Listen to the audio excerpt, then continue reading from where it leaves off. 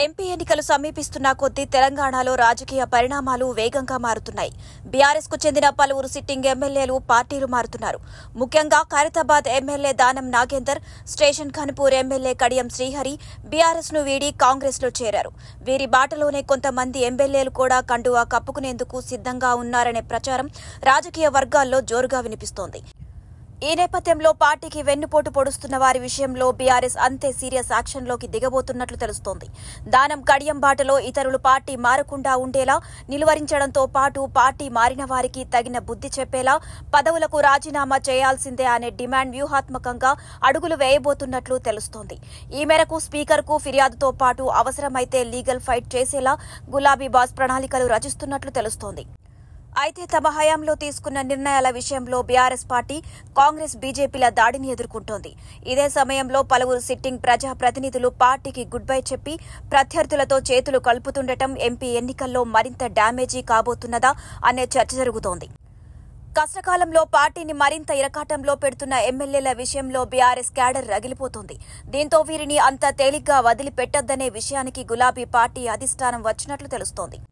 ఇందులో భాగంగా తమ పదవులకు రాజీనామా చేయకుండా పార్టీ మారిన వారిపై అనర్హత పడేలా చేయడంతో పాటు వారిని రాజకీయంగా దెబ్బతీయాలనే కసితో వ్యూహాలు రూపొందిస్తున్నట్లు తెలుస్తోంది. ఎమ్మెల్యే పదవికి రాజీనామా చేయకుండా కాంగ్రెస్ లో చేరిన దానం నాగేందర్ విషయంలో స్పీకర్తో పాటు హైకోర్టు వరకు వెళ్లిన బీఆర్ఎస్ నేతలు తాజాగా కాంగ్రెస్ గూటికి చేరిన కడియం విషయంలోనూ ఇదే తరహా యాక్షన్లోకి దిగబోతున్నట్లు తెలుస్తోంది. ఎమ్మెల్యే పదవికి రాజీనామా చేయకుండా పార్టీ మారిన కడియం శ్రీహరిపై వేటు వేయాలని, అతన్ని అనర్హుడిగా ప్రకటించాలని బీఆర్ఎస్ పార్టీ శాసనసభ స్పీకర్ను కోరబోతున్నట్లు సమాచారం. ఈ మేరకు నేడో రేపో స్పీకర్కు లేఖను అందజేయబోతున్నారని, స్పీకర్ టైం ఇవ్వగానే ఫిర్యాదు చేసేందుకు సిద్దం అవుతున్నట్లు తెలుస్తోంది.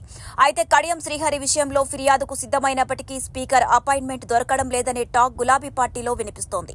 స్పీకర్ టైం కేటాయించగానే బీఆర్ఎస్ నేతలు, ఎమ్మెల్యేలు ఫిర్యాదు చేయబోతున్నట్లు సమాచారం. అయితే బీఆర్ఎస్ ను విడిన దానం నాగేందర్ ను కాంగ్రెస్ పార్టీ సికింద్రాబాద్ ఎంపీ అభ్యర్థిగా ప్రకటించగా కడియం శ్రీహరి కుటుంబంలో ఎవరో ఒకరికి ఎంపీ టికెట్ దక్కబోతుందనే ప్రచారం జరుగుతోంది.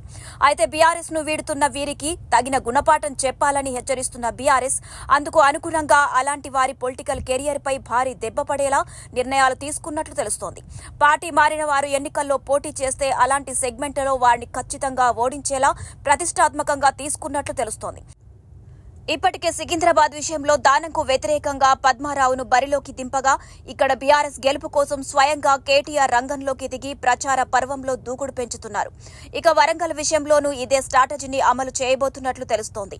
ఇంకా ఎవరైనా పార్టీని మారాలని భావిస్తే, అలాంటి వారు ఎన్నికల బరిలో నిలిస్తే ఇలాంటి వ్యూహమే అమలు చేయబోతున్నట్లు తెలుస్తోంది.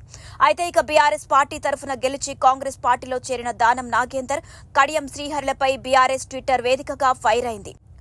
ఒక పార్టీ టికెట్ పై గెలిచిన ఎమ్మెల్యేలు ఎన్నికైన 3 నెలల్లోనే మరో పార్టీకి జంప్ అవుతున్నప్పుడు ఎన్నికల సంఘం, అసెంబ్లీ స్పీకర్ ఏం చేస్తున్నారు? తెలంగాణలో ప్రజాస్వామ్యంపై జరుగుతున్న దాడిని తెలంగాణ శాసనసభ స్పీకర్ మరియు ఎన్నికల సంఘం కేవలం చూసి చూడనట్లు వ్యవహరిస్తున్నాయి. ఇది ఎన్నికల కమిషన్, అసెంబ్లీ స్పీకర్ విధులను నిర్లక్ష్యం చేయడం కాదా?